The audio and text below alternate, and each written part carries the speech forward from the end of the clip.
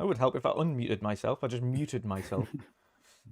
Welcome to the newest episode of Midweek Mix-Up Podcast. This week we are joined by two special guests who graciously filled in for our absentees this week. But what an awesome set of guests we have joining myself and Pat this week. We'll get straight into the introductions and we'll introduce both of them. First and foremost, Webb Dave, how are you doing today, sir? Thank you again for joining us. How are you? You're What welcome, have you been man. up to? Thank you. Thank you so much for having me. I've been good. Everything's been good. Just enjoying all this craziness that keeps coming at us. It's like not a day goes by that we don't get something new, whether it's a nugget or somebody's reaction to something. So I'm looking forward to it, man. Let's get into it. Thanks for having me, man. Awesome stuff. Awesome stuff. And what have you been playing? What have you managed to be playing this week? Anything interesting?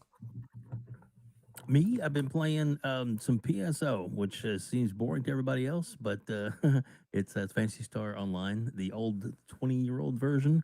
Oh, That's not the one that's just went no, into. not number two. The original OG, the one Blueburst that came out. And my son on a private server, I guess a couple years ago. And then every now and again we just get a wild hair and really get into it, and we've been playing that pretty nonstop for the last about 3 months. So I mean, there's other things I've been checking out too, but that's the meat of it right there. Nice. I was always tempted to try out Fantasy Star Online. Not a game I've ever played. It's Obviously, simple and it's just fun. is it simple? Yeah, It's easy to no do. like overly Yep. complex. Nope. Just get in there and finish your missions, get through the levels, beat the boss, and start over. Nice. Well, that Mhm. sounds nice and easy. Something you can relax to anyway, and just get in and get out. Exactly. Not Good for the slow overwhelming. man's mind. Yeah, I was gonna say it always come across to me like a bit like other MMOs, a bit like an Elder Scrolls Online or a World of Warcraft or something like that. Is it as overly complex as that, and you've got daily tasks Oh to do no, or not? no, it's much more simple than that. There's some cool weapons. There's some cool things you can do and magic and all that kind of stuff. And but it's not really complicated. It's just it's a lot of fun and ways to progress and grow and get build up to level 200 and stuff. So and then some in game stuff you can do. It's just like I said. It's fun. It's easy to jump into. You can play for like an hour or so, Yeah, get something accomplished, and then bail if you want to. So. awesome. I'll have to check it out. 100%. Mhm. Next up, of course, Mr. Keys himself. Y'all just never gonna let that one die, are Never you? gonna let. You're gonna do that. You need to tell us what happens in season 2, though. I know you're When currently I in the know, middle of I'll let you recording. know. How about that? I know you've come straight back from Iceland just specifically for this episode, so I thank you for that. Hey man, hey man. When the Viking calls, you show up. You know what I'm saying? Come on now. No, I'm happy to be here, bro. I appreciate the invite. It's always good podcasting with you guys. You know, we're really great folks. Goeiedag to all my Dutchies out there. You know, good day to all my normals, my English speakers out there. You know, it's great. I enjoy being on here with you guys. So always appreciate being invited. Awesome stuff. And what you been up to recently? I know you're expecting some new fancy tech through Oh today. yeah. We're playing with technologies and things. As you do, you're playing a bunch of different games. The most recent, I'm actually, believe it or not, two games. Deathloop, which played it on PC for a while, and I'm trying to get back into it on Xbox.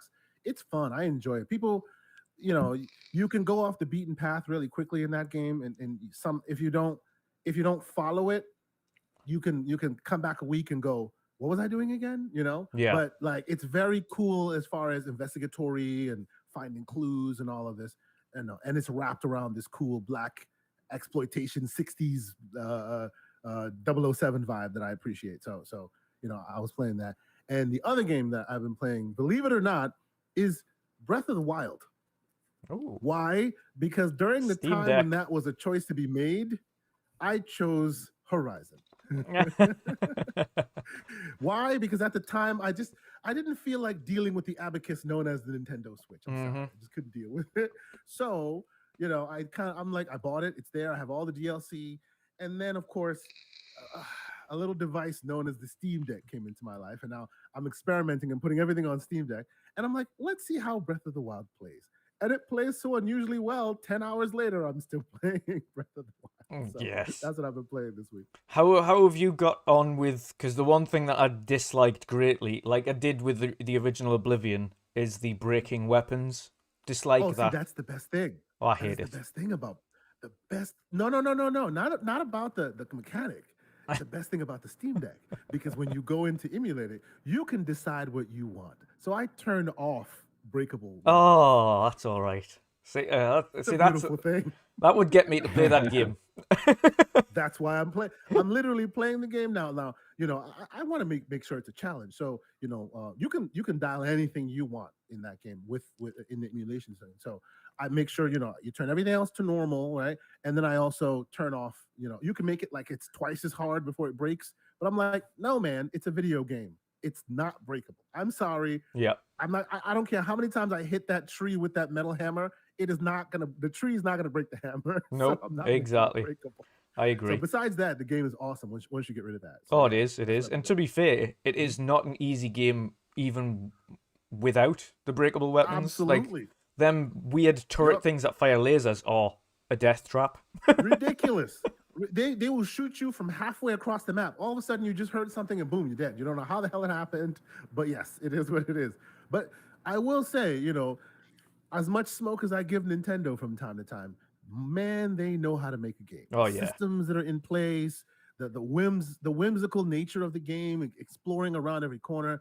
I get why it's people's favorite game ever. I get it. It's really cool. It's the mechanics and the technical ability behind the engine itself as well, being able to essentially kind of force shoot things up and fire things and using kind of abilities. Yeah, and all of a sudden you have smoke come in and what do you call it?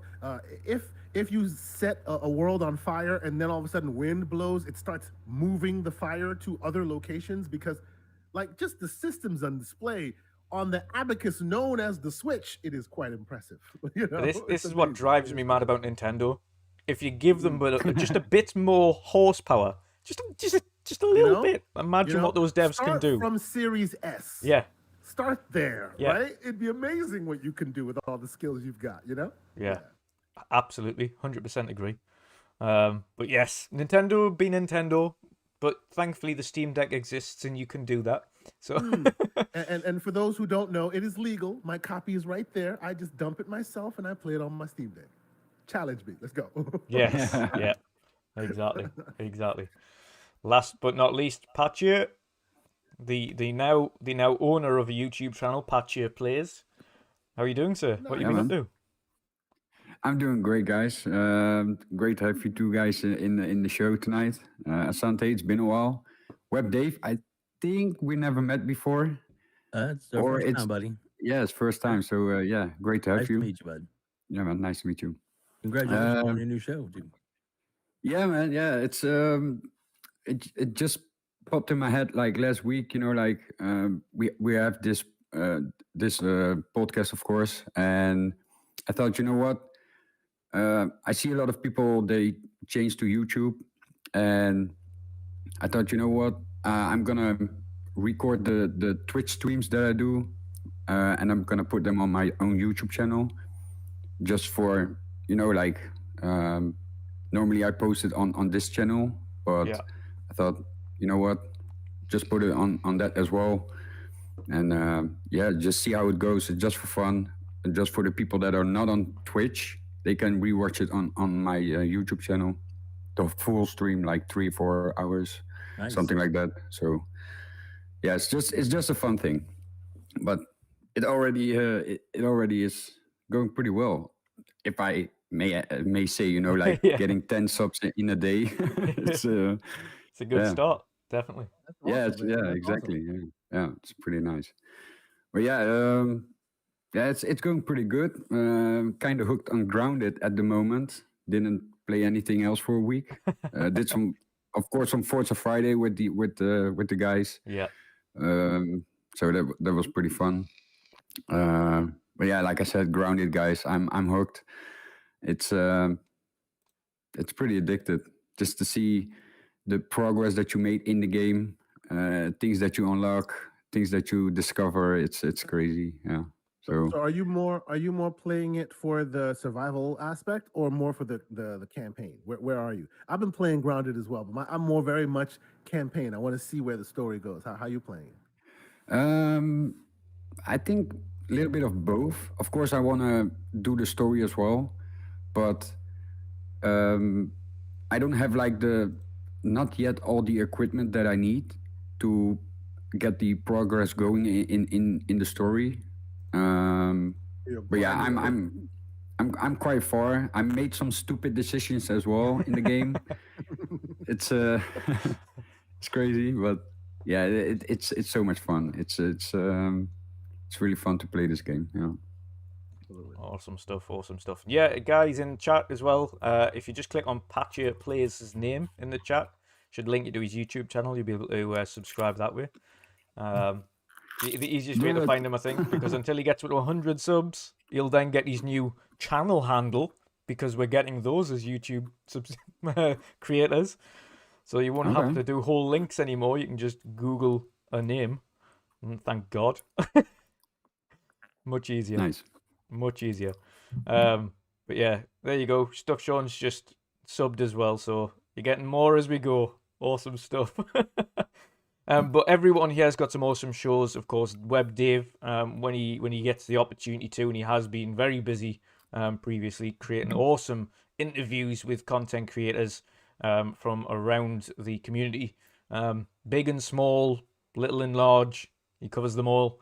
Definitely, if you haven't already checked out Web Dave, do so. And of course, Sante and the messy one that is Everborn, and their show on the weekend, of course, is absolutely awesome. If you don't already follow Asante and watch the Game and Circle podcast, you need to. That's another awesome show.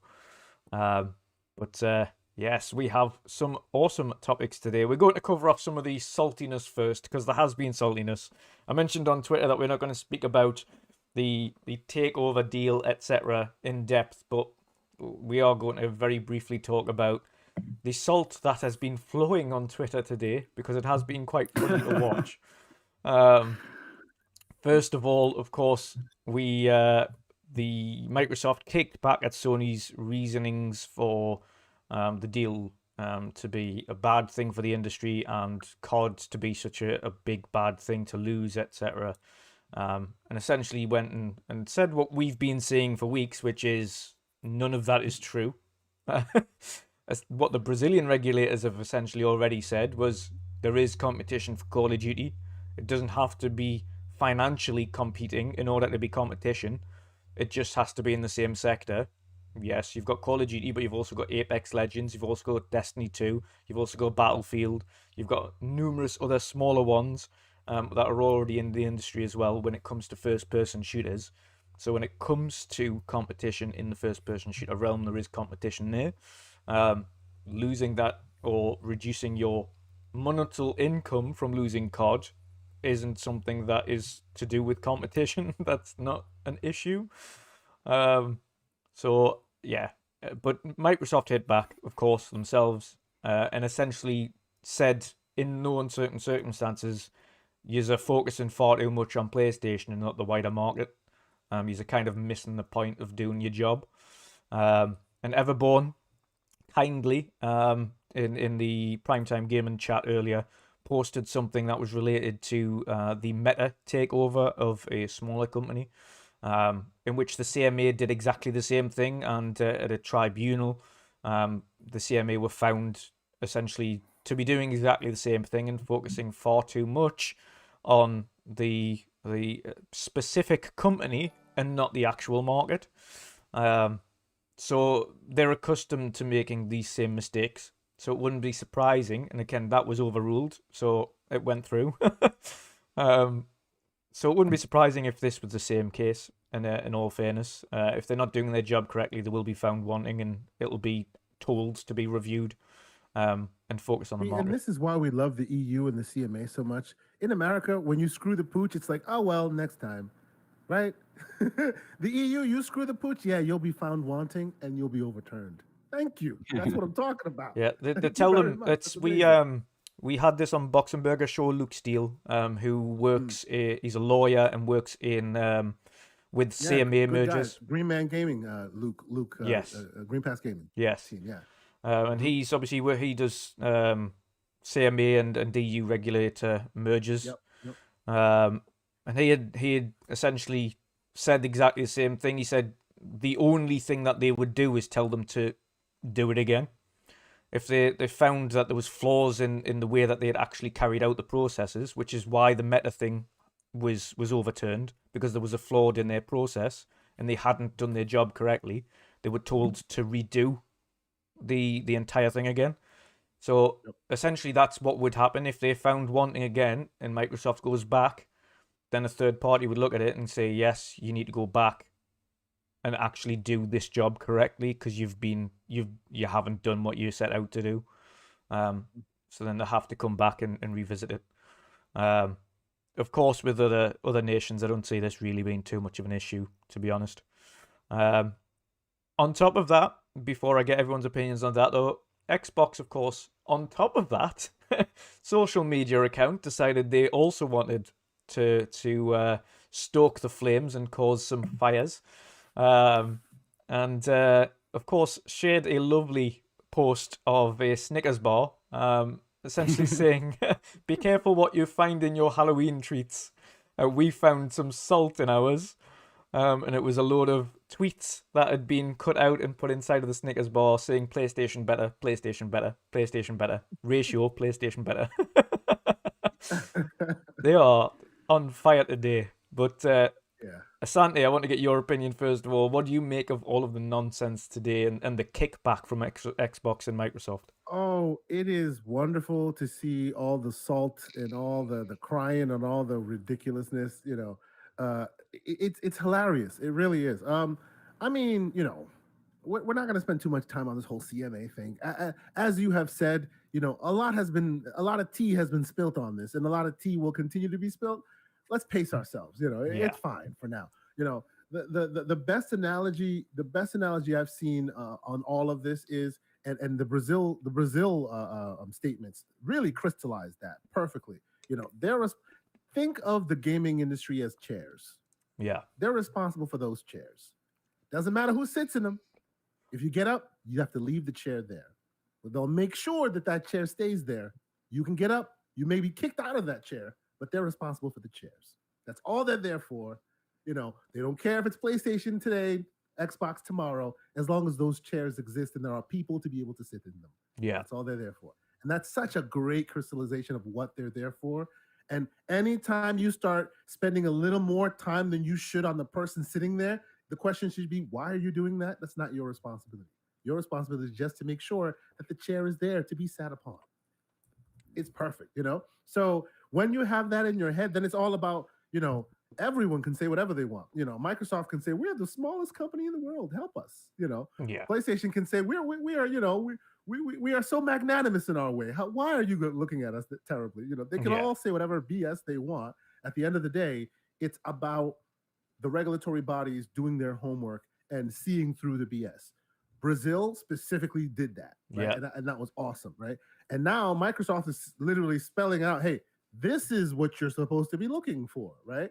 So I'm happy to see that at least that level of scrutiny and that level of transparency has been set as a bar. Yeah. Now we'll see what the UK does. We'll see what the CMA does. We'll see how they all go. But at least there's the bar. You've seen it. Brazil has said it, right? So I'm happy to see that. We'll see what all the moving and shaking, turns into. But that just, if that had not happened, I would have been like a little irked because my sense of decency would have been offended there. Yeah. PlayStation can do what PlayStation does. Xbox can do what they does, right? But if we see the market the way it is, and you guys are getting away with the things you're saying, and no one responds, then that just it gives me less hope for our regulatory bodies. You know what I'm saying? Yeah, so exactly. That's my sense of it. Exactly. The one thing I want to say as well is the major thing that I think a lot of people in the community don't seem to understand is if one company is smaller financially than another company, the Competition Market Authority or any other regulator, it's not their job to say, oh, well, they can't compete because they don't have the same financial ability as the next one. That isn't anti-competition. That isn't a competition concern. Competing is doing what you can do with your money that you have available to you. If you have the tools and availability to create a product that competes in the same space as another product that is competing, it doesn't matter whether or not that product was from $1 or $1 million. The product is in the same space. If you are attempting to compete in that space, regardless of your financial capabilities, that is still competing. So to say that you're going to restrict a company who has billions of dollars to spare over a company who has millions of dollars to spare, just because they can't match their financial powers, isn't something to do with market competition. Like, that isn't something you can restrict a company for. That's just basically favoritism, is that? Yeah. That's what that is. Exactly. And that goes for any sector. Just because another company is a $1 trillion company and the other company is a startup, you can't restrict the $1 trillion company because the startup doesn't have the financial capabilities. That isn't the way the world works. And that's not what the competitions authorities are there for. They are specifically looking to see if there is still major room in that market to actually compete. And this is where some startups are able to actually flourish, because they bring new ideas to the table that end up being like the most famous story of them all is the Ring doorbell guy. This guy that got knocked back from Dragon's Den, and they were just like, "Oh well, how much money you work?" And then next thing we know, I think is it Amazon or who was it that bought Ring doorbells in the end? And it's like $1 billion, $2 billion or something ridiculous. And the guy just went out and he was like, "Okay, well if you don't want it, I'll just keep doing it." And now he's a billionaire, still in charge of the company, even though he got bought out because they wanted to keep him on board. And that is what these startups can do. So to say that the marketplaces are restricted because one company has more money than the other is flawed logic. So rule that one out, guys. Rule that one out. I mean, think about that. If that was the case, Microsoft would be on top a long time ago, right? Oh, I yeah. mean, how much money have they had for how long now? They're Yep. still fumbling and bumbling. It is what it is. Exactly. You know what I mean? Just because you have money doesn't mean you make the best decisions. We've seen that from Google. Put it that way. They are the company that are most known for closing shit down. So, Dave, what about yourself, Yep. bro? How do you foresee all of the events from today, including the hilarious tweet?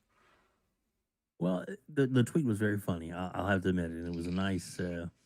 I guess it was nice that they actually, balled up and and actually did that. That was cool because it wasn't mean. It was topical, funny. I thought it was good. So, what's wrong with having a little humor? Nothing. But Exactly. I did like the where they tweeted out the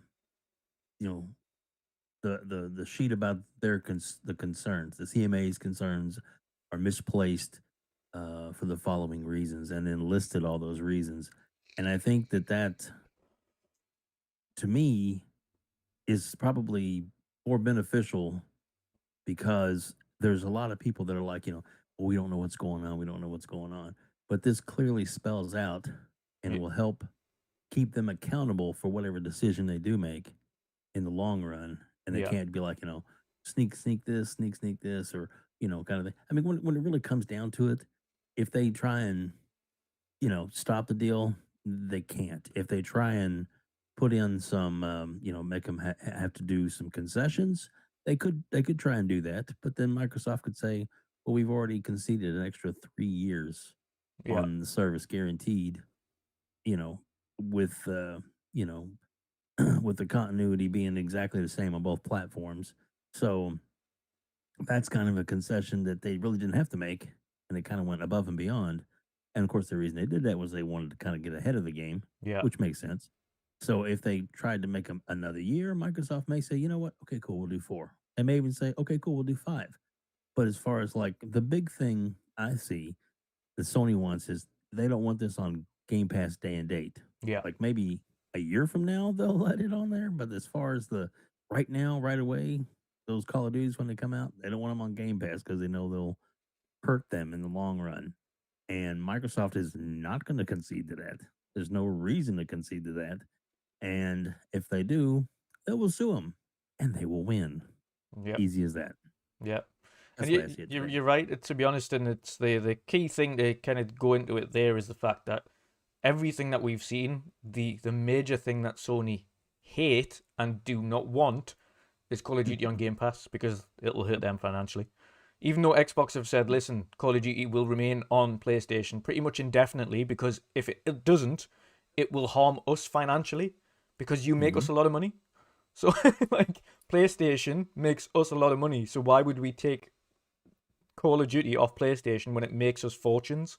Like, it doesn't make financial sense to do that. So I don't even though they've got this guaranteed 3 years, I don't foresee a point where they'll remove Call of Duty off them anyway, because, like, to their very own point, it just brings in too much money. Like, Microsoft aren't stupid, they still want money. It's not like the be all and end all, they still love money.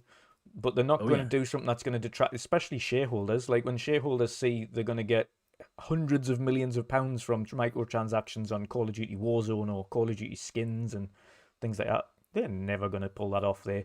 It's just a case of they just don't want a cheaper option for people to be able to go over and say, oh, look, they've got Game Pass, so I'm going to play it at no additional cost. It's just going to be a subscription. Because that's an option, something that's available to you. Yeah. Oh, no. Choices, God forbid. And we I think give our consumers choices. one thing they mentioned as well was, and Microsoft did a very good point here, they said even though they blocked Game Pass from the service, they refused to put their games on PlayStation Plus, which is their competing service. So they have the option to do so, but they're refusing to do so. So it's like, you have the capabilities. They don't want to compete, and they don't want to let others compete either. Yep. Yeah. So, and one of the small thing is that the 3 years, when the 3 years is up, they want them to come back to the table and say, okay, cool. Renegotiations. Yes. Right. And it could be as simple as, okay, well, we'll continue to do the parody. We'll continue to do this, but maybe at this point, maybe we don't have to pay the 30% to do crossplay. What do you think we get away with that? How about we just drop that? How's that sound? Those kind of things where they can tweak and get it to where it's more economical and more beneficial. Of course, Sony probably would like, it's big money for us. And then if they came down and Sony said, well, we couldn't work out a deal, then Microsoft can put out there a nice little statement. This is what we offered them. This is what we said we wanted to do. And this is what we were willing to do for Sony. And Sony said no. Yep. I'm so sorry. Sony said no. Come to us. We won't let you down. Yep. Exactly. I'm just saying. Absolutely. They'll come out on top as the good guys, I think. It is. It's all about, as they've mentioned, and they've mentioned continuously, they want to make the market compete. And by competing, they don't just mean by creating video games. They mean services, cloud, technology. They want everybody to step up their game. That's what they're trying to do. They're trying to step up their game, provide services at an affordable level for everybody. One of those affordable things we'll be speaking about in the next topic, which is awesome, and fingers crossed it is going to be coming out sooner rather than later. But affordable devices, affordable services, affordable ways of playing games, any way to play them. We've seen different branches. Of course, Nintendo do what they want to do. They are already technically mobile and console, so so they're already setting that park, and they'll do what they do. But it's just about competing, and again, that's essentially what Satya Nadella said, famously, of course. Now, if you want competition, let's have competition. So I think it's a perfect segue into our next topic. Patcha, I want to ask you before we do break into that, though, because I know you're not going to get into the nitty-gritties of the CMA's discussions, etc., but I want to ask you your thoughts on the tweet that Xbox put out. Well, we were in the starting room. I thought, okay, I'm going to watch Twitter, and I saw this post, and I was like, wait, the official Xbox just posted this? I was really surprised. And yeah, you saw my reaction, and I was surprised because normally you don't see the official Xbox post these kind of tweets. Normally it's like like people like us. Not that not that we do this, but yeah,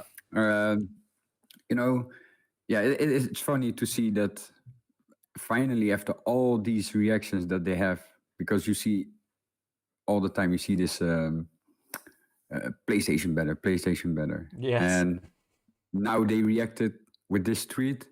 This came in hard, just savage, really. It's I'm wondering what's now gonna happen. You know, like what they're gonna say or what's gonna happen. So that's funny. It's certainly interesting You to like see it? how these two companies are going to be, because it seems like there is spilt blood between them now. It feels that way. Like Yeah. it does. I can't see a time where, like a few years back, we had Sean Layden, we had what's his face, Reggie, and Phil all on stage together. I cannot foresee a point now where you're going to have Jim Ryan ever and Phil happen Spencer. again. It's not Yes. happening again. Yeah, Not after yeah. this. Mhm. Not after this. It's definitely getting messy between the two of them, but I'm all for it to watch in the background, most certainly. Yeah. And like you said, you know, like I'm not. I totally missed this whole CMA thing. Yeah. Just found an article on Tweakers. Just was reading about it. But one thing I want to say is that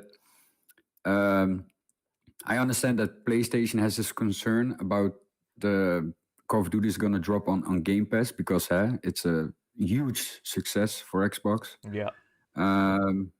But yeah, it's like they said also is that if it's going to happen, if Xbox is going to get Activision, then PlayStation don't have to worry about it, you know, Yeah. for some reason, because the amount of players and money they have. So yeah, who knows? It would be nice if they can get Activision, but yeah, I don't see this happen, to be honest, Yeah. with the whole thing what's going on. So but that's all I have to say about this. No, it's completely Mhm. true. It's, to be honest, it isn't.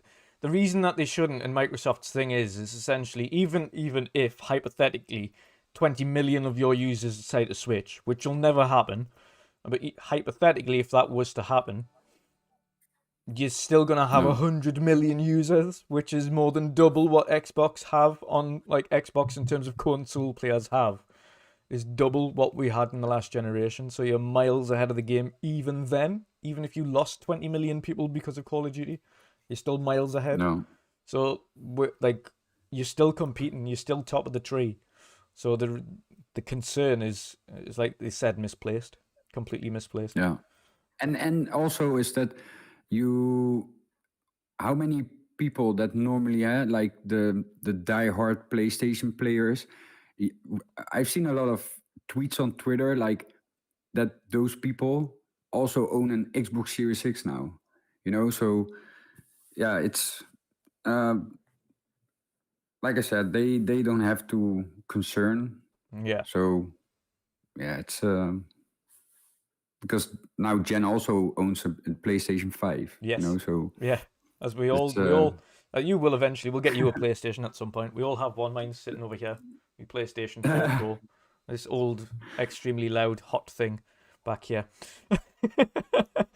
But yes, we'll fly nicely into the next one. Before we do, quick shout out to both a super chat and channel membership. There, we've got a super chat from Marion the Mad, of course, $4.99 Romanian. Thank you very much for that, Marion. He just puts his sunglasses emoji, a super sticker. Thank you, sir. And of course, Muppet member for 11 months. Thank you, sir. He says, Jim Ryan, facepalm. Nice and simple, but true. To the point. Yep.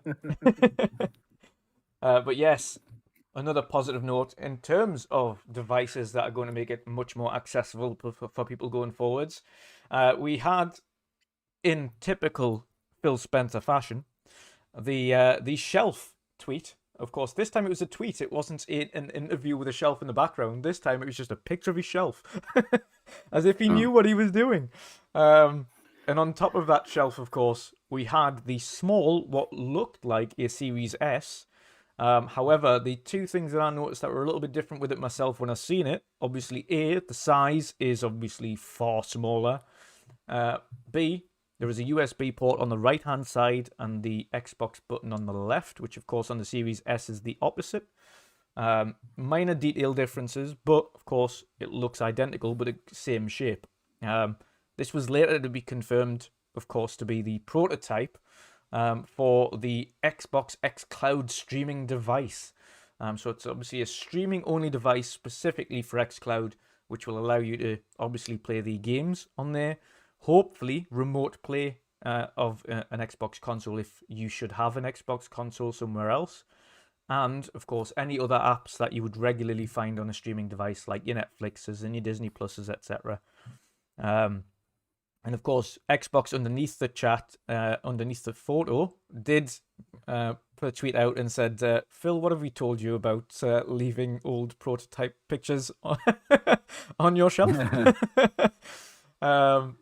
But yes, it is awesome to see. It is something that was been rumored for such a long time, but it provides so many benefits for the home, especially at the price point that was rumored, which was sub $100. Now, of course, at that price, sub $100. In fact, I think I've seen it at something like meant to be around about the $80 mark. Now, $80 is kind of like the price of a controller. And there's obviously major benefits to that, of course, especially if it's got an Ethernet port in the back, which it will have. It will have inbuilt Wi-Fi 6, which means, of course, even if it is Wi-Fi, then it will be the strongest variant. And, of course, for xCloud, you do need a very stable connection, preferably 5G if you do have 5G area, or a stable internet connection like Ethernet or Wi-Fi 6. But, of course, if you don't, it isn't that stable. The great thing about this, of course, is this little streaming box can be put anywhere in the house, taken with you. It's much easier than carrying a console, and it allows you to not have to buy games. It is specifically for the purpose of playing Game Pass. Having that subscription, having an easy way in, it's affordable. You don't have to worry about buying games. You've just got the games that come into Game Pass every month. You can connect your controllers to it wirelessly or wired, judging by the USB port on the front, which reduces latency. And of course, a really cheap entry point. Web Dave, I want to get your thoughts on this first of all. What is your thoughts on this awesome little streaming device that now we have a sneak peek of the original prototype of? Well, I hope that it's 100% true, and that it's hopefully it's coming soon. Yeah. Because I'm getting one.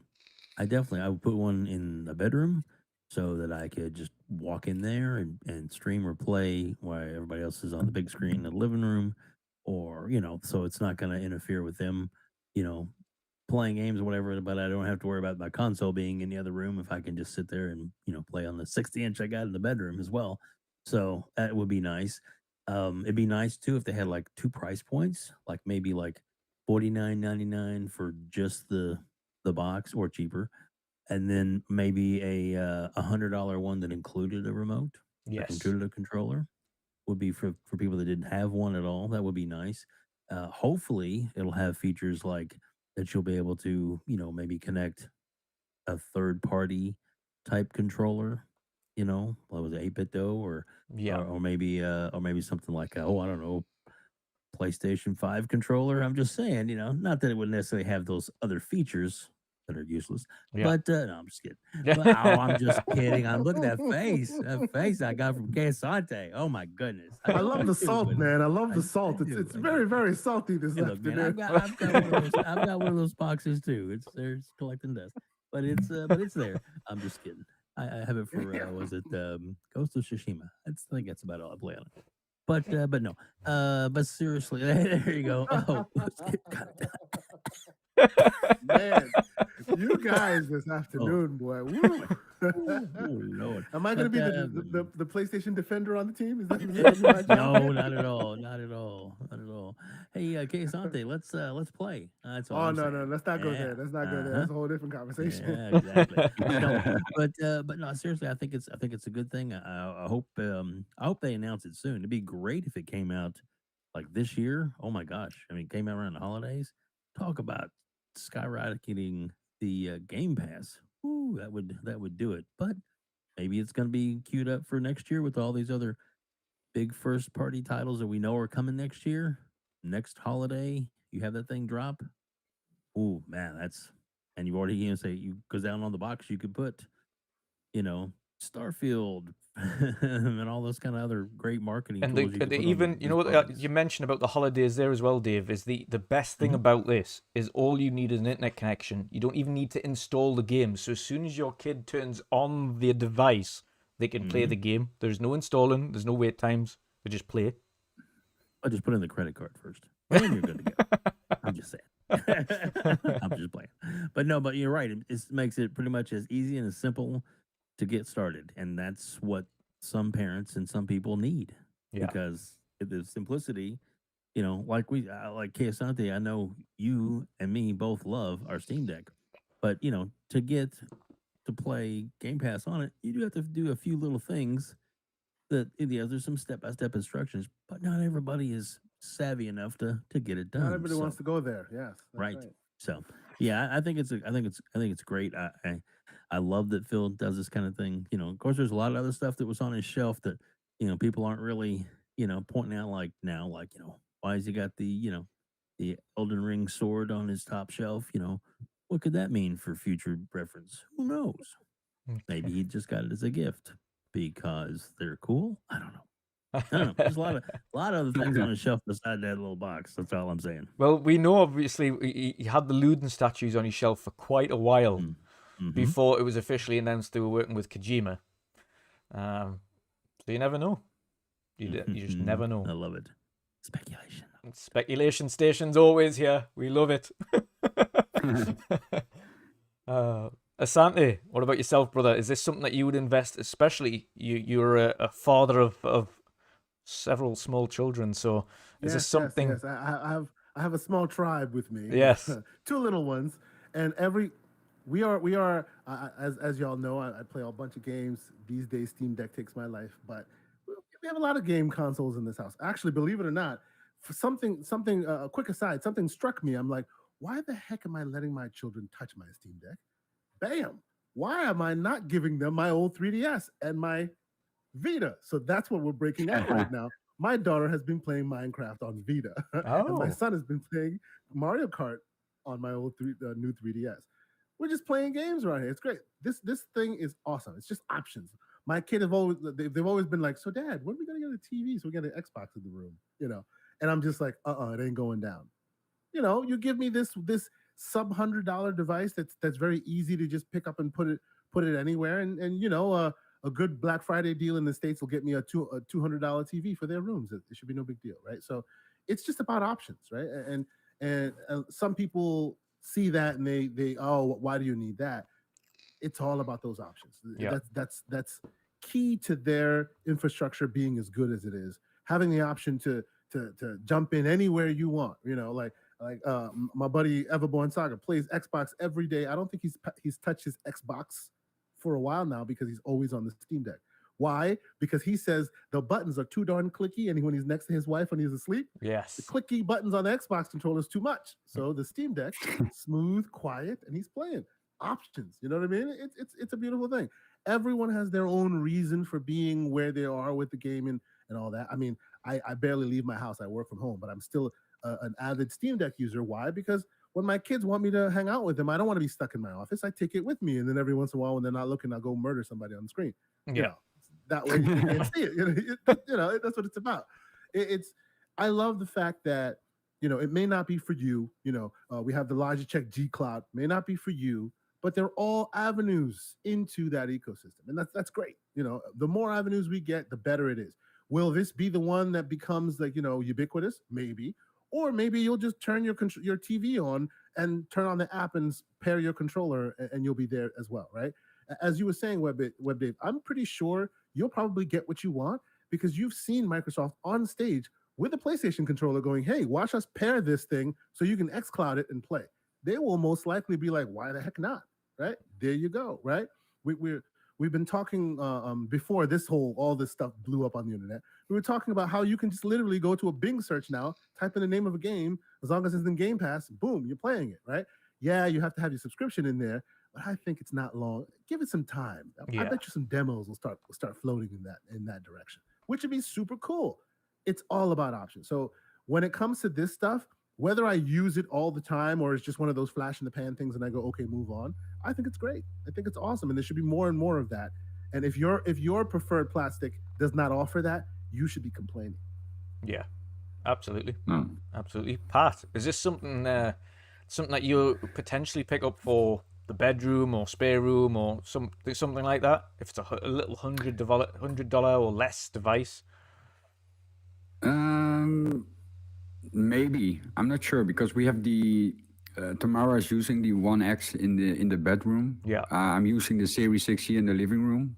So basically we're good, with consoles. But yeah, it would be something nice to own, to see how it is, how it works, and yeah. But it really depends on the price, Yeah. because we have no idea what it's gonna cost. Can be 100, maybe 2, 3. You never know. But yeah, it's definitely a device that I would try to play on. Yeah.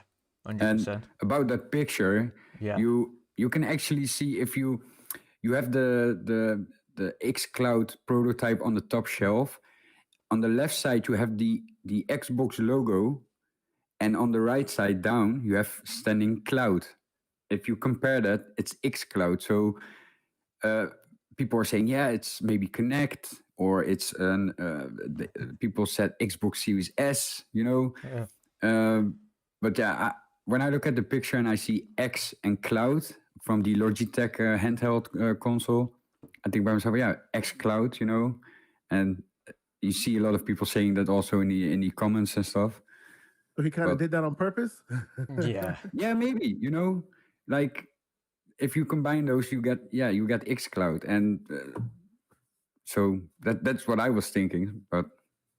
Oh, absolutely. I don't know. think one of the No. major things as well is, of course, the reason for the partnership with Kojima is cloud. It was the vision that he had was highly influenced on creating his game with a very big connection to the cloud and cloud infrastructure. Something similar to what we've seen with Flight Sim, for instance. Obviously, the vast majority of the data that they hold for that game is in the cloud, and it's streamed in.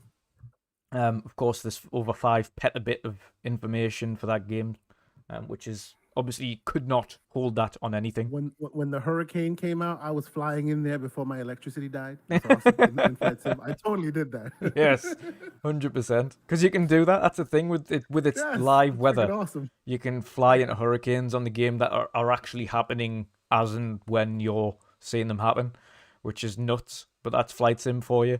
And that's the power of the cloud, being able to have literal live weather systems being transmitted over the cloud for you to fly into and experience from the comfort and safety of your home. While the hurricane's actually heading towards my house. Yeah. Yeah. It was interesting. But that is one of the major things that, of course, enticed Kojima to work with Xbox is their capabilities with the cloud. So seeing, and dear God, the bots are unforced tonight. Thank you, Fantasy.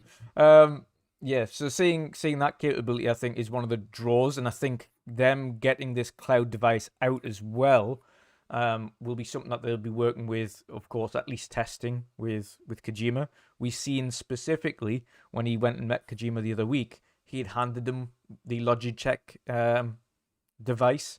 And essentially was like, test it out there. That's XCloud on the cloud device. Try it. And essentially give him one. And I think another post from Kojima later on after that was like, thanks, Phil, for this device. And he'd actually give him a cloud device. So it is a big deal for them and cloud gaming. And I think personally, and I see there's a lot of speculation in chat on what they could name it. Stuff Sean says Series S Mini.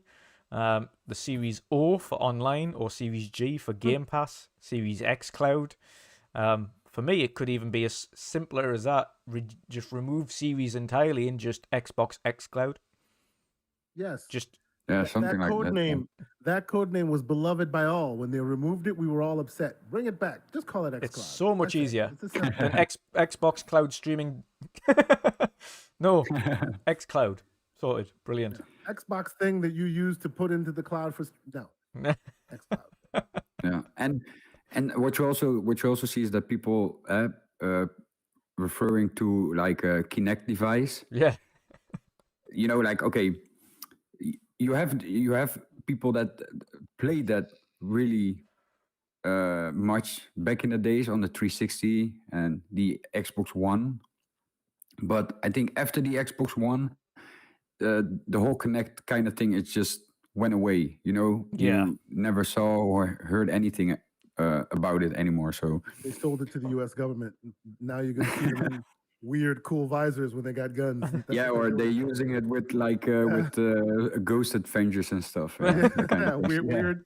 It pops up in the strangest places these days. Yeah, exactly. Yeah. So I think that people that are referring it to like a Kinect don't think about that, because I think Kinect will never come back. Yeah, No. same. To RSJ fan in the chat, Phantos has already replied to you, but yes, if you have a Series X, you can play games on the cloud. I do it all the time. The benefit to it, of course, is especially if you don't have space, or if you don't want to download a game and you know the game is relatively short, maybe it's an indie game or something like that, you can simply just start the game. You just play it on the cloud. Just choose the option to play the game on the cloud. It'll have the cloud option beside it. So any game with the cloud option beside it, you can just stream that straight off your Xbox. There's literally no latency. It looks fine. It plays fine. It's actually a really good alternative to installing games, especially if a game's just come out and you just want to jump into it quickly, see what it's like whilst you're installing it in the background. You can do that. You can install it, but play it on the cloud in the meantime. No. And It's funny the only way to play Flight Sim on OG Xbox Series, the Xbox One. Impossible device to play it, and now you can play it on your old toaster. Why not? I find it pretty awesome. absolutely amazing that they managed to play a cloud game in the cloud.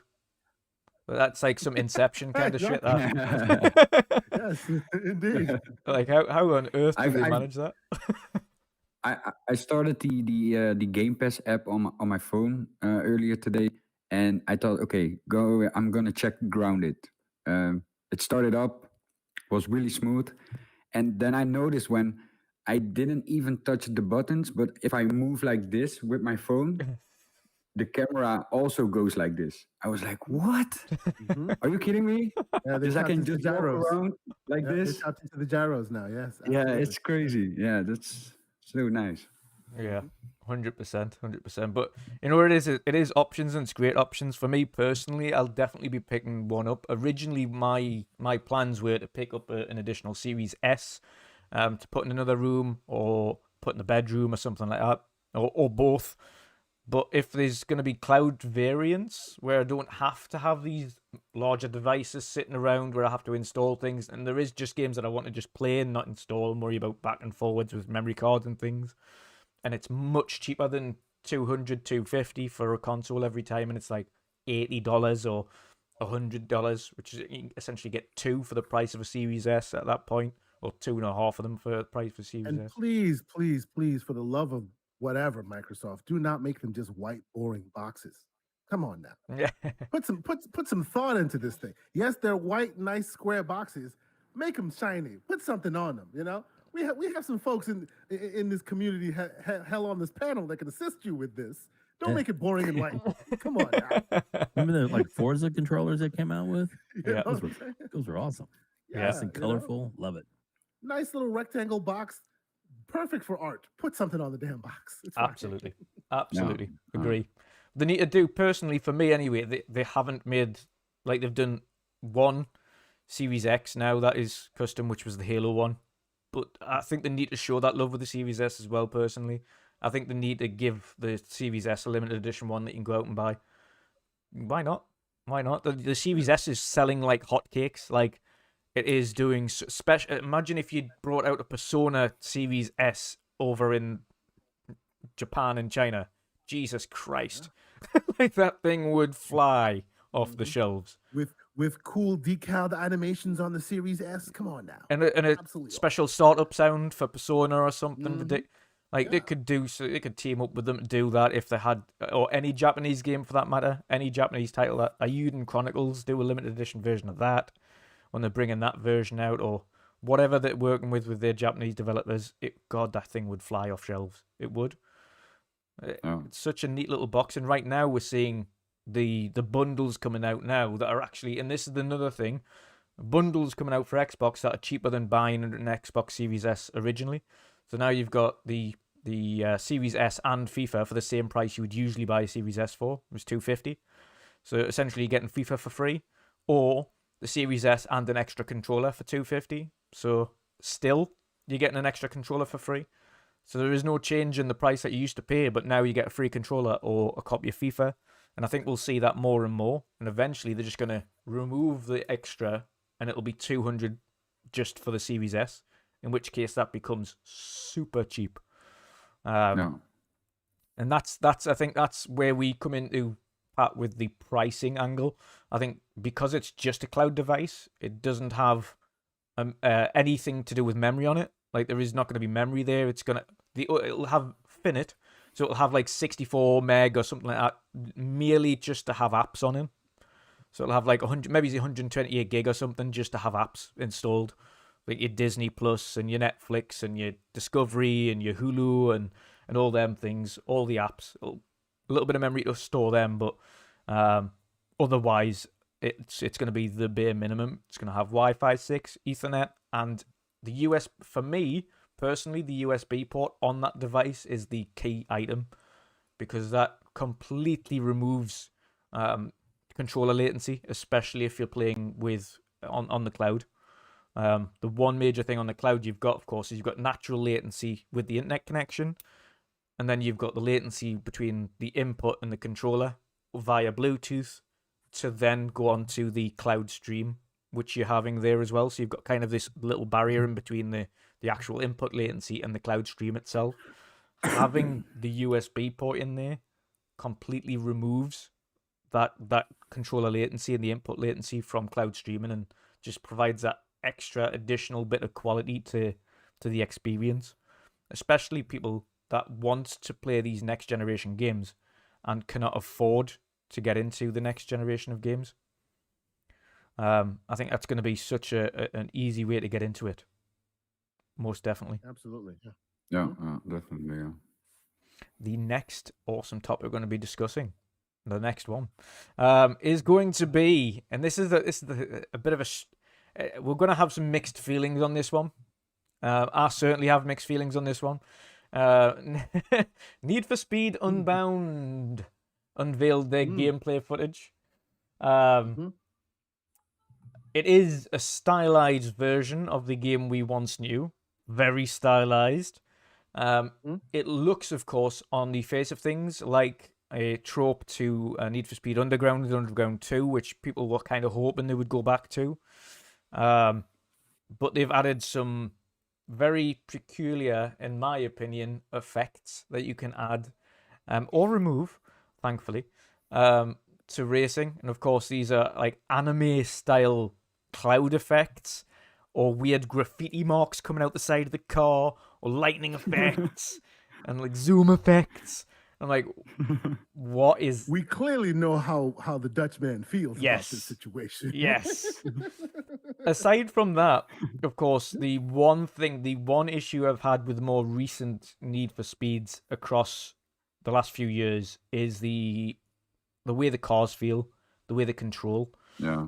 I don't feel like since Need for Speed Most Wanted on the PlayStation 3 and the Xbox 360 has Need for Speed felt like a good racing game.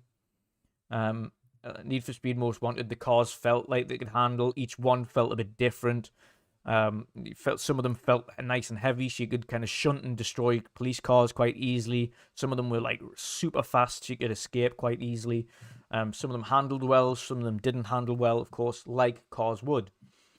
In Need for Speeds following that, they've kind of felt more like, it's weird kind of to say this, but more like Scalextric's cars, where the back end would always drift out really wide and give you this like really silly camera angle, and it would like everything would be kind of focused around drifting and not so much how the car handled itself. And when you'd try to drive the car normally, it felt like crap. That was always my main concern with the more recent Need for Speeds, and going into the next Need for Speed, that's essentially what I would hope that they've corrected is the car handling. Graphically, it looks great, but I'm not fond of the stylization they've added to it. Thankfully, they have confirmed you can switch it off. But what are people's thoughts, Dave? First and foremost, to yourself, from what you've seen of it, what are your thoughts on the stylization and the game itself? Well, it's different. Yeah, That's not the nicest thing I can say. It's different. To me, it's how it controls, how it's gonna, how it reacts, and and how it, it drifts and that kind of stuff. That's the most important part yeah, of a game to me is how you interact with it. But the look obviously is important. I mean, it's kind of maybe kind of jet set radio kind of vibes with some of the smoke stuff That's a coming good off point, of it. yeah. You see why I like it? Well, there you go. There you go. So it's one of those things. It's like maybe not for everybody, but maybe there's somebody that would like. And I think it's one of those things where when I first look at it, I'm like, oh, okay, but I want to play it. And when I play it, that's really when I'm going to be able to make my decision as to whether I like it. Because it could be that those effects that you can tweak and adjust could be just the thing that like, oh, this is fun. Maybe it feels more like an arcade type racer, maybe because of that. I don't know, but to me, that's I haven't got a. I mean, I watched the trailer on it, and that's about it. I watched it once, so I'd say, I would definitely give it a try. If it comes to Game Pass, even better. But Yeah. hey, I like that. You know But, it will. EA Play. Yeah, EA there Play. you go. Yeah. Eventually, right? There Yeah. you go. So I would definitely try that out. So yeah, like I said, I'll give it a shot for sure. Doesn't necessarily look like my kind of racer, but that doesn't. But I'm not gonna shut it down for that. I'm willing to give anything a try. Yeah. So there we go.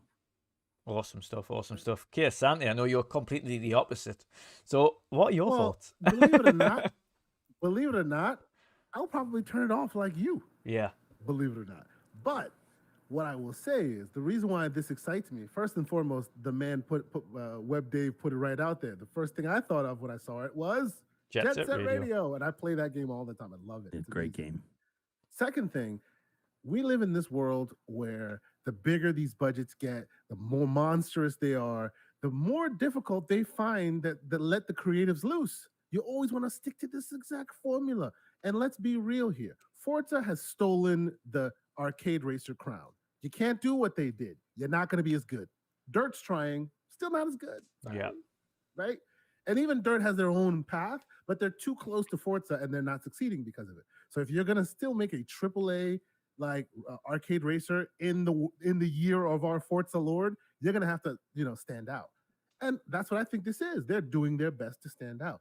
Now, your point is 100% valid as far as feel of the car handling and all that. But again, I think that's the Forza effect. You were good with that until Forza showed you how it was done. Yeah. Right? They took the fundamentals of an actual real fundamental racing in Turn 10's franchise, and then they threw the wonderful arcade on top. So you can't beat them in any aspects. You can't beat them in the physics department because they have the real physics locked down. Can't beat them in the arcade department because they've worked on that as well too, right? So at this point, there's no place for Need for Speed to go but the anime route. You know what I'm saying? Yeah. They picked a cool little niche for themselves. It looks cool. It looks real, like bombastic, right? Like you said, when it comes to fundamental real racing, let's hope that you can turn all that down and the fundamentals are still there and they're good. But the fact that a AAA budgeted, real high class game that everyone knows, Need for Speed, whether you played it or not, you've heard it before. That's an IP that you know. And they're going in an off the beaten path direction, being very creative and very risky. That's very hard to do in the world we live in today with ballooning budgets. And I commend them for that. I hope it works. Yeah. Yeah, most definitely. A couple of things in chat as well. So, of course, Marion said EA confirmed you get a 10-hour trial for Need for Speed Unbound on November 29th, which is awesome. So anybody watching who isn't sure on the game but wants to try it before they invest, you do get a 10-hour trial on November 29th. So nice. That's awesome. Next up, Amblix. He just says, I hope they don't make the currency buyable like they did with Gran Turismo and make the races grindy as all hell. I also agree.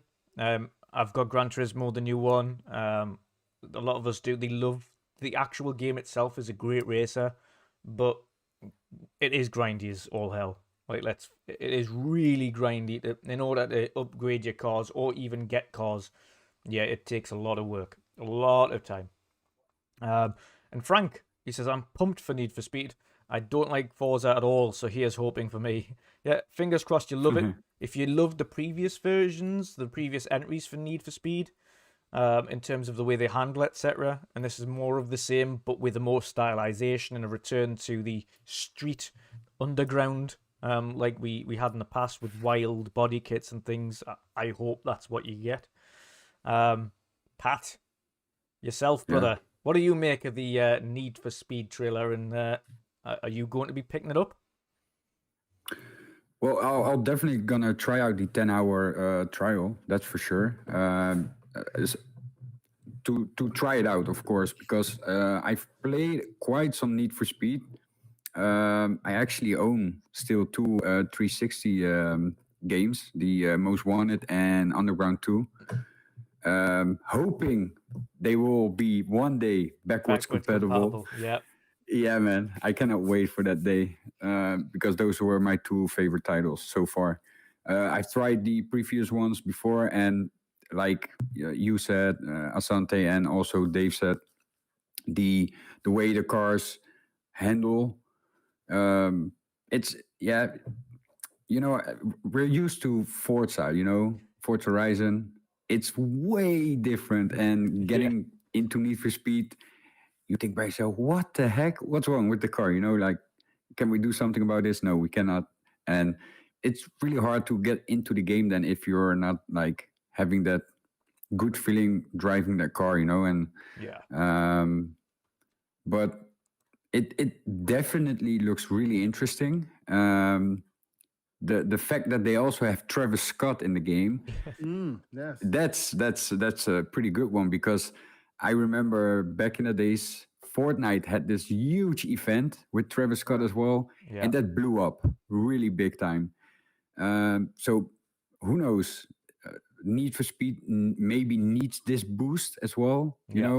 Getting a big artist into their game, adding the animation, because I think a lot of people now are also like into the animated stuff. So yeah, if for probably a lot of people, it will be really interesting to play this game. For now, I will say I will not get it, but who knows, that 10-hour trial will make me think about it different and just see how it is. Yeah. 100%. And again, anybody with Game Pass Ultimate, you have the ability to play that on 10-hour trial. So if it's something that you're on the fence with, like I am, very much on the fence with it, I want it to be great. I want it to be harking back to Underground series and the feeling of Most Wanted, and Most Wanted got me originally. It's what I want specifically. If it's like that, and I can get past the animations, I can maybe even get used to them and include them. You never know, because it could get used to them. You could find them to be cool. It could be weird having them switched off. You could have them switched off or switch them on, see how to play with it, then try playing it without it. Could that have been good? Imagine clutching out a final win right at the last second, and a virtual middle finger just pops up, just like screwing you. You would love that. Come on. Yeah. We'll see how it goes. Exactly. We'll see how it goes. Exactly. It could be cool as hell. No, I agree. It would be. It's the one thing you have to credit them with is trying to do something a bit different, trying to stylize themselves in a market that is packed. And we still have a game that is a lot of people have forgotten about now, but there is also still Test Drive Solar Crown, which is yet to come out as well, which is going to be huge. Of course, they've put a lot of work into that. Another racing game that is trying to compete in a busy market. But let's hope both of them games will be awesome. And again, I think it's going to be a Marmite game, as it always is with Need for Speed. But we hope some of these franchises do end up bringing themselves back into relevance again. It's been a while since Need for Speed was, should we say, on its game, and it has. It's been a while. It's a series we all loved and grew up on. We all loved the Underground series. We loved Most Wanted, and since then they seem to have faltered a bit. I think that the combination of the Fast and Furious movies and Forza have basically ruined Need for Speed. They felt the need to chase Fast and Furious, which was a mistake, and then Forza came and showed everybody how it's supposed to be done, and it was just like, oh, it's over now. You know, hopefully they get back to it. The Fast and Furious is no longer the racing thing it used to be, so you don't have to follow that, right? And hopefully they figure a different way out for their field, because say what you will, you know, it is true that Forza really like established how it should be, even in the arcade racing circles. So we shall see. But you know, I'm looking forward to it. I'm definitely playing that trial. 100%. There's one of the things that I used to love, and I'm sure Asante and Web Dave and even Pat, you would have remembered from Most Wanted, is even though there was no online for that game, it was getting the longest police chase you possibly could without being caught, and then saying, right, well, this is my time. Like, I got 30 minutes without being caught. What did you get? That's right. And talking to your friends. The one thing I remember from Most Wanted, and I think I also said it like in previous shows before, is that I completed that game in one night with a friend of mine. Ow. Yeah, on the GameCube back in the days. And that was crazy. That was a long ride, but I enjoyed it. Yeah, man. It's exactly. We can only hope it returns to those days, because they were enjoyable moments, very enjoyable. And of course, with the new online infrastructure and things we've got these days, online leaderboards and police chases and things like that will be a lot more fun. 100%. Last topic for today, gents. The last major topic. Xbox Game Pass. Huge. We've got eventually, of course, after many years of Xbox keeping them to themselves and Microsoft not releasing numbers or how much money certain things make, they've eventually released some figures. And of course, we know Xbox Game Pass has a current income amount of around about $2.5 billion a year, which is significant. Now, that makes up around about, I think it was basically a quarter of their total income for Xbox was through Xbox Game Pass subscriptions. So 2.5 billion is significant, with a B. Yeah, billion with a B. Is a lot of, to be fair, that's a lot of money. We've seen a lot of people try to kind of downplay it and say, yeah, but how much do they pay for marketing deals, etc. And Microsoft themselves have said specifically, listen, we're not saying it's profitable as Game Pass as a service, but it is definitely sustainable. When you're bringing in 2.5 billion, that is a significant amount for a service. That is a very large amount. And then you couple that with the fact that as a byproduct from Game Pass itself, on top of your subscription amounts, you've also got the microtransactions that come off the back of it. You've got game sales that come off the back of it. You've got season passes and things like that for games that people just play in Game Pass. They might not invest in the full game, but they'll buy the season pass or they'll buy the DLC so they can play the game via Game Pass, but the DLC that they've purchased. So they only have a small amount to invest in the actual full game. So you might have got Assassin's Creed Valhalla on Game Pass or something like that, but you only actually play you pay for the DLC, like Odyssey, for instance. You don't have to buy Odyssey. You can just go out and get the DLC if you want, in which case you've saved on the game, but you get the extra content that you want to play. But big news for them to eventually come out and be a little bit more transparent with the fiscal numbers of it. Santi, I want to go to you on this one first. What do you make of of them being transparent with the actual numbers for a change, first of all, and its performance? Yeah, I mean, the transparency point, they just need to let it go. I mean, come on, guys. You know what I mean? Like, yeah, we hear you. You know, you all want to play your own game. You don't want to be playing the balls and strikes against your main competitor. We hear you on that. But if you're serious about that, then do what you normally do, something you don't normally do, which is share your numbers. You've already started down the cadence of we're just going to share what we're doing in the next 12 months. Okay, great. We like that, right? It may not have gone off great the first time, but as we've all established, moving forward, that may be a good cadence to have. So in addition to that, give us a nice cadence of how many subscribers you have. Oh, we're reaching this new plateau, this new threshold. The back and forth where they're always trying to keep it under, it just doesn't help them. It doesn't work in their favor, in my humble opinion. So it's great that they've shared some numbers. Hopefully, more and more are being shared, and of course, I suspect that will happen as soon as you start seeing ABK solid. When they have large sweeps of people jump in, oh boy, you will hear it on billboards, I suspect. So so on that, I think that that's a moot point. But as far as the Game Pass itself, I mean, this is great. This is awesome. The numbers are looking good. Yes, there is a case to be made. How much did they invest in it to get that response out of it? Depending on how much money they gave per deal. Some deals are more than others. Some are one lump sum. Some are back and forth depending on how many people play. There's a lot of logistics there that make that number not absolutely clear. But what it is clear is it's a big number, and it's a milestone, a good milestone that people should go, hey, if nothing else, it's sustainable. That is, you cannot tell me that a $2.9 billion thing is not sustainable. Are you then trying to say that Microsoft gave developers $2.9 billion and they haven't gotten at least that much back? That's ridiculous, right? Yeah. The fact that 2.9 billion is what they got out of it tells you that a far smaller subset of that was put into it, and that's why it's notable. So I think it's great. We hear all this stuff all the time. To your point about what do you call it, DLC and things. The publisher of Descenders was on Ace's show last week. Shout out to Game On Daily and them. Also talking about expounding on the benefits of what they've been able to achieve with Game Pass. They have people who play the game. Their DLC sold 110%. Yeah, Build a Zoo or whatever it's called. I've just downloaded more that. people own the DLC than the game because of Game Pass, right? That's really weird, interesting tidbits like that. So, I wouldn't say it's burning up the world, right? And as you know, as these new offerings jump in, we'll start seeing the numbers grow.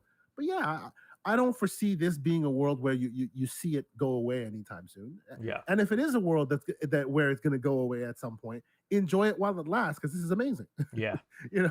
If you look at all the stuff coming, even in this year, right? We were very, very critical on them about them not releasing like real first parties this year, and I'm still critical on them about it. Yeah. But while I'm still enjoying the hell out of Moonscars and Plague Tale Requiem coming and Scorn coming and all of that. So it's great. It's great.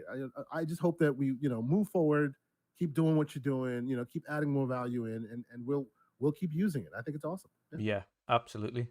To your point there as well, to about that indie dev, of course, huge, of course, Wired Productions and all of their games usually go on to Game Pass because they see the benefit, have seen the benefit of that continuously with Descenders and every other Wired Productions game that goes on there. This was a essentially a farming game. It was Build a Zoo. So it was Build a Zoo. Build a Zoo, yeah. And they noticed that it was a byproduct of being on Game Pass. People had commented to them or messaged them and saying, like, I've played it on Game Pass for so long, I loved it so much that I purchased it on the Switch because I want to play it on the go. So it was actually, not only did Xbox get that player and the DLC on Game Pass, which was an 80% attach rate or 110%, like you said, it was ridiculous. It was like way over the top. Mm-hmm. And even they said themselves, like, we've not seen this attach rate for a DLC before, but everyone's playing the game. And even if they're not buying the game itself on Xbox, they're going to other platforms and buying the game. So other platforms are benefiting from a game being on Game Pass. Like, who would have thought that, PlayStation? Who would have thought you could benefit of a game being on PlayStation, on Xbox, but Game Pass? Because, of course, they want to play that Game Pass effect, right? Yeah. That's what we call that. They want to play it because they'll try. Just because they try a game on Game Pass doesn't mean they want to play it in their preferred location. If a game's on PlayStation and I've already got the game there, doesn't mean I'm not going to get it on Xbox as well, because my preferred console is still Xbox. So if it's on PlayStation and it happens to come to Xbox, I'll buy it again on Xbox because I love that game and I want to play it on Xbox. I want to do that again. And that's essentially what people are doing with these indie titles. Like, they're saying, listen, I love the game. I love it so much on Xbox that I want to play it on the go, so I've bought it on the Switch. And that in itself is having a massive effect on kind of, I would say, developers. Getting more money, of course, for the game, but getting more players, but also the wider competition. Dave, what do you think about this news? I think it's great that it's growing. I think it's great that it's out there. I see their point in kind of holding the, wanting to hold the numbers back Yeah. for the simple fact that it doesn't, you know, it's not that they're trying to keep it a mystery or they're trying to keep it hidden, but sometimes, if the numbers maybe aren't as high as you think they should be, it might, dampen some expectations from the consumer market. Yeah. But you think of it this way: two things. One, you talked about like games people wanted to go mobile, Yeah. and then they go into to the you know in the Nintendo Switch for that same game. But hopefully within the next year or so, as things really start coming out and more handheld devices. Oh, I don't know, like this guy here Yeah. makes it more portable, and a lot of games don't only just come to console, but they come to cloud. So, and I think they really have the push to make it to where it is console and cloud. Now, of course, we'd love to have it on everything, console and PC and everything, and streaming.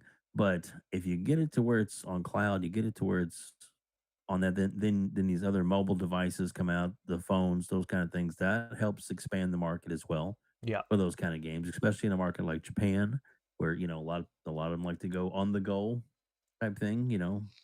Smaller apartments, that kind of thing. So it's easier for them to play on the go or handheld or sit on the couch and play. Yeah. So I mean, those are all factors that are helping grow Game Pass. But you think too about the money that they're making now.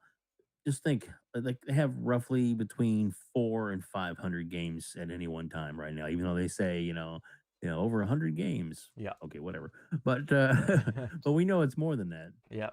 But as long as they keep it around that amount, because there are games that do go out, over Yeah. time. Every month, there's always some that are leaving, and some that come back, and some that kind of fluctuate or come in and out. But that's okay that happens. But you think if you got I would say you got 25 million players now. Yeah.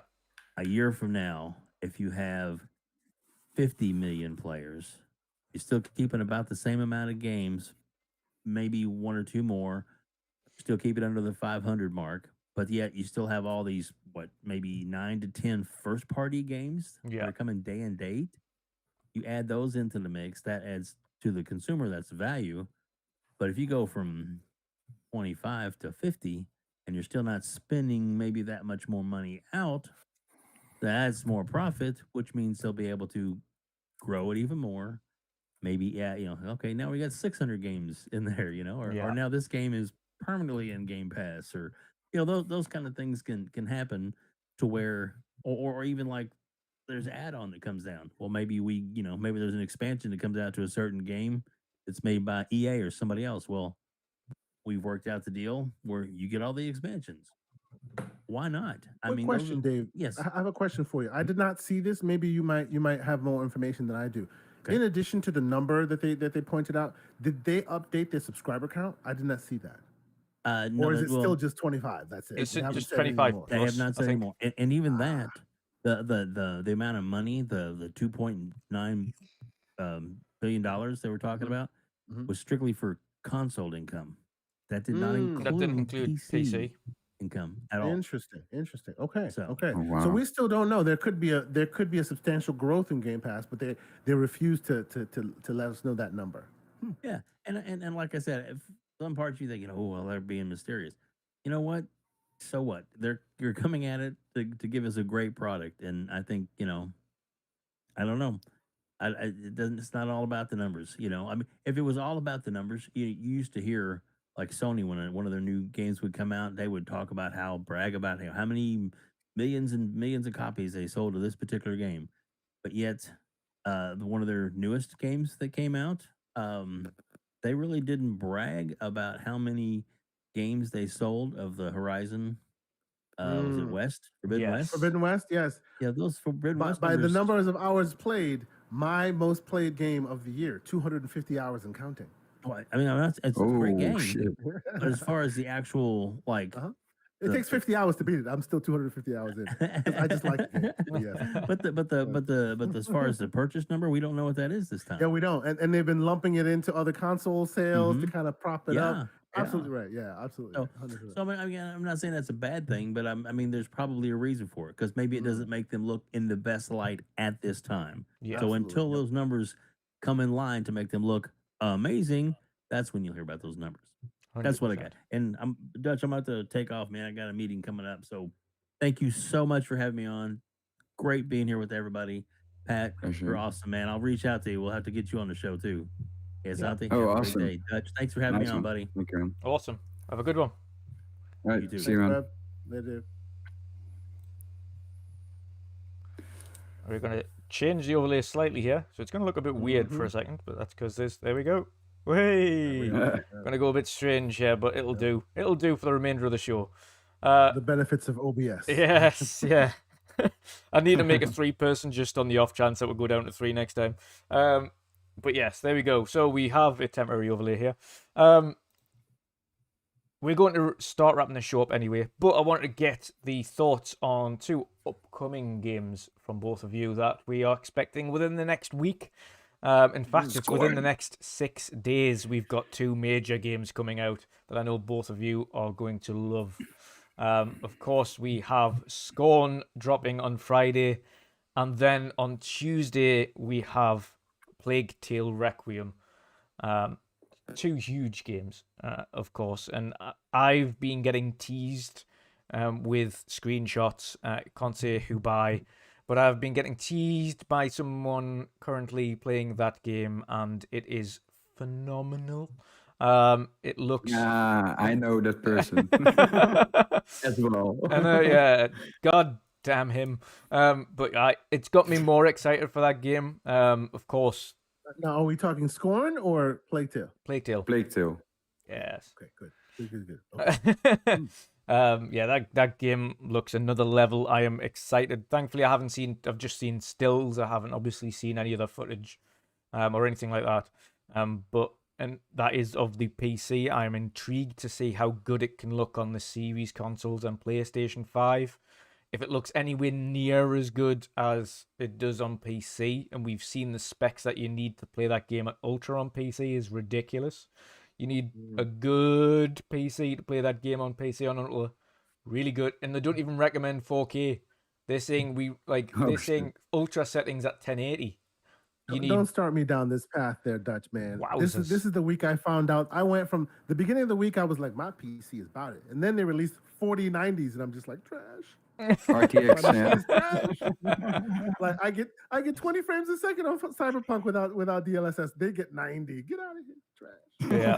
Don't start down that path. It's over. I got to buy a new video card. This is terrible.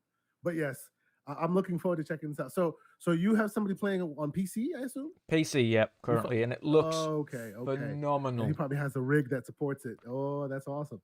Looks phenomenal.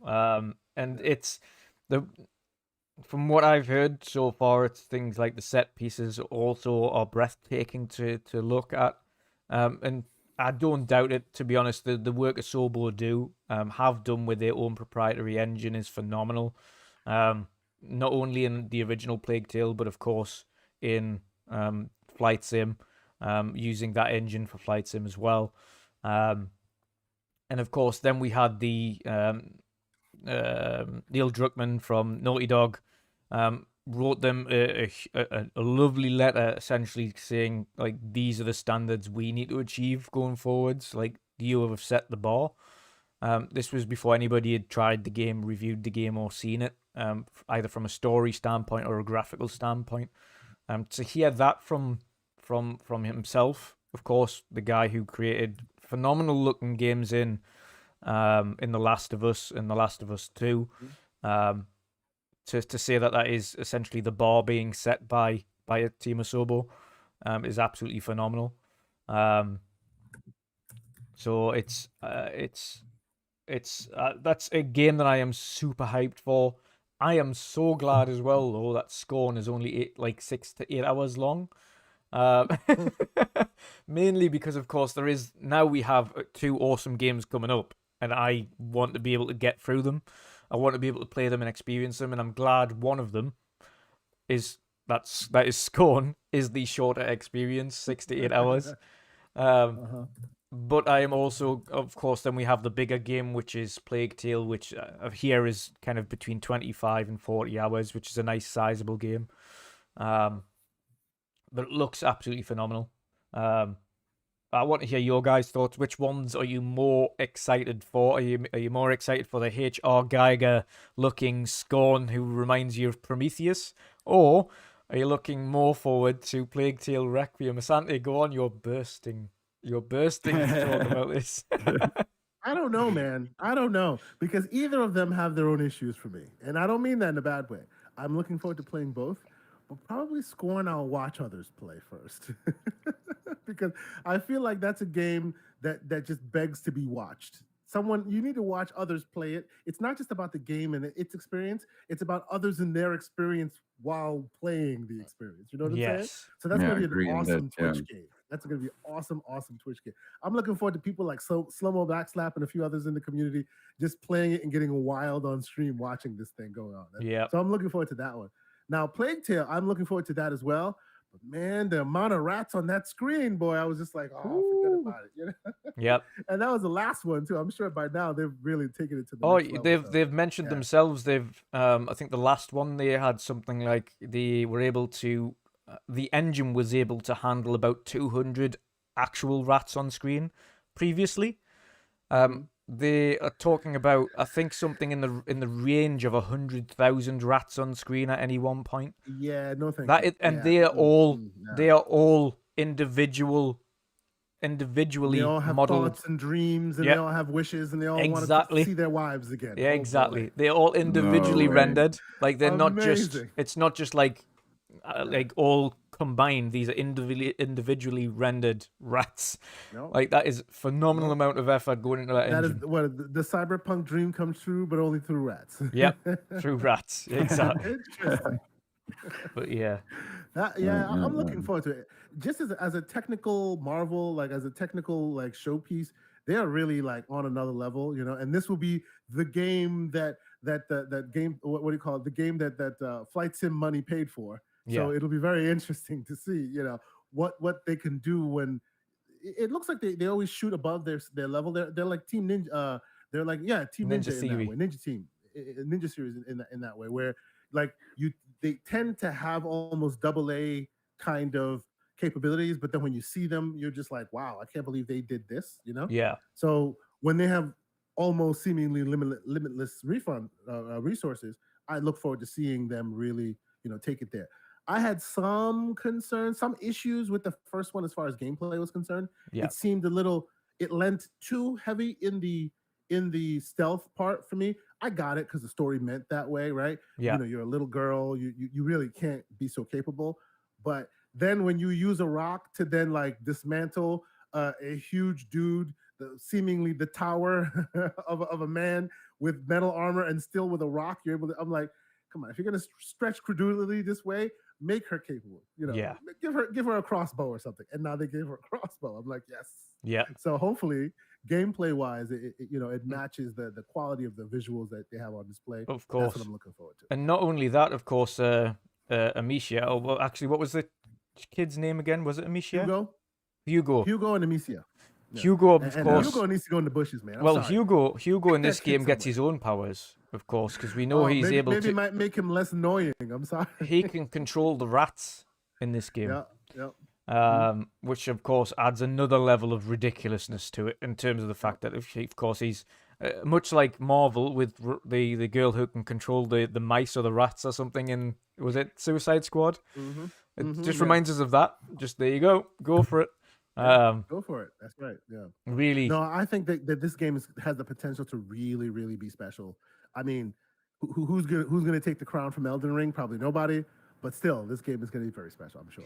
It could be. You never know. It depends on how good if that story is as good as Neil Druckmann's saying, and it is really that top tier. Could it be in line for Game of the Year with God of War and Elden Ring? We'll have to wait and see. But yeah, Pat, what about yourself? Which out of Scorn and Plague Tale, which takes the crown for you? Plague Tale, of course. Yeah. I'm not the horror type of game. Looking forward to Callisto Protocol, that's for sure. But but yeah, a Plague Tale. I played the first one as well. Didn't completed it. Yeah. So, but yeah, maybe one day the first one comes back on Game Pass. I'm not sure, because you see that some of the games return after they already been on Game Pass. So yeah, who knows? I can complete the first one as well. But yeah, A Plague Tale, it's just an amazing game. It looks really good. Really, really good story for what I've got from the first one, of course. So yeah, let's see what's the second one is gonna bring us. Yeah. And I think I agree with Scorn, like what Asante said. You need to see other people playing this and just scare the shit out of themselves. Yeah. You know, when the phallic symbols start showing up and they start, looking at these teeth bullets and things, I'm just like, oh my goodness, I can't wait to watch this. Yeah. Yeah, it's definitely for me more Plague Tale. 100. Yeah, I am more excited for Plague Tale, but I'm going to be one of those streaming Scorn. I'm going to be sitting back and enjoying Plague Tale. I'm not going to stream that. I'm just going to enjoy that one. But Scorn, yeah, I'll be streaming that. I think it looks disgusting. It's moist. It's it's the best word to describe that game as. It's a moist and sticky game. Moist. Very good description. It's a moist game. Yes, very true. Oh. But at the same time, the thing that intrigues me about it is the HR Geiger. It's Prometheus. It's that vibe. I loved Prometheus. And people didn't like it. I thought Prometheus was excellent. Awesome game. The one thing I don't think does Scorn justice is the videos we've seen, because we haven't seen how HDR plays into it. We haven't seen how some of the visuals look really outside of a video clip. And apparently it's meant to look gorgeous. And of course, I don't take trailers on thing, because I always believe that they're not represented properly anyway until you've seen them in the face. So I'm really looking forward to seeing what Scorn is like, and thankfully that's Friday. The person that's playing Plague Tale keeps telling us to take a day off on Tuesday to play it, but unfortunately I cannot. And my holidays are taken up this year, unfortunately. Check my work schedule real quick here. Yeah. I might come out. I might have some visual issues. Can't see myself working on Tuesday. Oh no, but it's one that I'm definitely going to be taking my time with. I'm going to just enjoy it for what it is. But Scorn, I'm going to have some fun on stream with that. It's going to be messy and sticky. You need to stop talking about Scorn, man. You have odd adjectives for Scorn. No. It's the right additives, and you know it. But no, it looks absolutely phenomenal. And again, awesome that they're coming to Game Pass. We've got two great things to look forward to. Let's hope next year, and I'm sure we can all agree to this, next year we get a lot of Xbox first parties picking up some of this slack, because it's been lacking. Yeah, we thankfully have Scorn and Plague Tale, and then next month we get the awesome High on Life, and then we all have to pay for Callisto Protocol, but that's going to be awesome. Yeah, that's fine. For sure. Yeah, I'll deal with buying a game. From time to time. Sure, why not? Yeah. Yeah. Of course, it's God of War for me next month, and Callisto for me at the end of the year. That's the only two games I'm buying. Other than that, I get another 3 or 4 or 5 on top of that I don't have to buy. So, yeah, swings and roundabouts. Yeah, good. Awesome stuff. I want to give, we'll wrap this up now, but I want to give a quick shout out, of course, to Web Dave. Thank you very much for joining us as well there, brother. Of course, you can find him on his channel, Outbreak Podcast. If you go and click on his name in the chat there, he's still here talking, saying the word moist many times, and I thank you for that. Click on his name, give him a subscription. He does some awesome interviews, and you never know, you might see Patcher on there as well. Of course, you can go back and see Nice, yeah, man. You can see myself and Kiyosante already on there. So if you want to learn more about our gaming history and where we've come from, and even more about other topics like content creation, etc., then go and watch them. They're awesome interviews. Some of your favorite creators are already interviewed on there, so give them a subscription. our other awesome guest today, of course. There we go. And There you go. Subscribe. Live on Let's there. go. live on the air. Good Boom. Our other special guest, of course, today took time away from recording season 2 of Halo to join us. But he is the awesome host and co-host, of course, of the Gaming Circle podcast, which is every Saturday at 3 p.m. UK time. Of course, I do believe that is that 10 a.m. Eastern? 10 a.m. Eastern Standard. Yes, Oosh. Eastern Standard Time. And we have an awesome guest this week. I'm super excited. We have the one and only Jez Corden coming up. Oh, nice. It just kind of happened that nice. all the news was breaking and Jez was like, yeah, let's do it. I'm like, yes, it's going to be Yes. awesome. I can't wait for the slander. It's going to be fantastic. So Saturday, 10 a.m. Eastern Standard, 3 p.m. BST. Come check us out. You know, we always have fun there. And every time it starts up, I always have to thank the WandrinDutch because he helped with the logo, the creation of the animation, this the top. So every time we get pumped, it's because of the WandrinDutch, and we appreciate you, sir. So thank you guys so much for having me on. This is awesome. Thank you very much. Awesome stuff, and you're very welcome, of course. It's great seeing that there, and it's, of course, and I appreciate, of course, the shout outs every time that is played, and even the outro is played. Mm-hmm. Yes, Appreciate every it. time. Yes, Appreciate indeed, it. Indeed, yes. But no, it's great to see it, and of course, as always, with any one of the awesome community, if you need our help doing any of these things, intros, outros, animations, whatever it is, hit me up. We'll see what we can do. Of course, I am not a professor of these things. I cannot He create these helps out things. wherever he can, and we appreciate Exactly. Of course. But I'll create the best thing you can do without spending any money, which is the good thing. And of course, it helps, especially for startups. It helps get that startup on the ladder. So if you need anything like that, be sure to hit me up, and I'll certainly help where I can. Next up, though, Patchu. Of course, not only are you a Twitch streamer now, but you have your own YouTube channel. Let people know where they can find you and what you've got coming up. Well, you guys can find me, of course, on YouTube with the name Petchu Plays. I will post there my pre-recorded streams from Twitch. For those that are not on Twitch, you can watch it back on the YouTube channel. Make sure to hit that like, leave a comment. Let me know what you want to see that I need to play, and I'll play it. I'll put it on there for you. And yeah, it's like I said, it's just for fun. I will put like uncut, maybe unedited videos as well. What I did yesterday of 3 unboxing videos, they were not edited. Those are standing on this channel, of course. But yeah, just dropping some fun stuff on there. Maybe some vlogs. I don't know. We're gonna see. Just having some fun. And but yeah, really appreciate it for those that are already subscribed. So yeah, man, share it out, and who knows, we'll get to the first 100. Yes, We're gonna see. Most definitely. We're We'll gonna get you see. there. We will get you there. Yeah, and of course you can find me on Twitch. Be streaming Grounded, a lot of Grounded lately. So yeah, been discovering a lot of things. I'm busy now searching for something that there's only one thing off in the game. So who knows? I find it, but I'm close.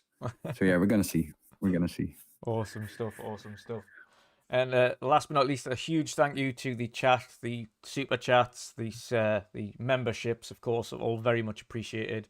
And thank you for the awesome chat, of course, this evening for joining in with the conversation. Awesome as always kept nice and clean, always fun. And even when it's not clean, it's not directed at anybody, and it's just in jest. So we like to see it. Keep up that fun. Let's enjoy the salt while we can. Enjoy the games. But of course, thank you once again for joining us. If you are watching this and catch up, of course, please make sure to like, share, and subscribe.